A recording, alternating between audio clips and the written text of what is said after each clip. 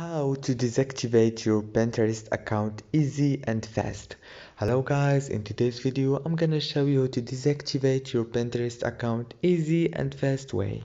So first thing we do is we go to Pinterest and now you click on your profile here down below.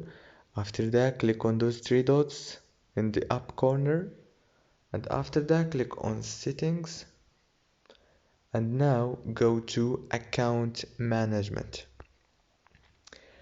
and go to deactivate your account and click continue and you will start deactivating your account temporarily.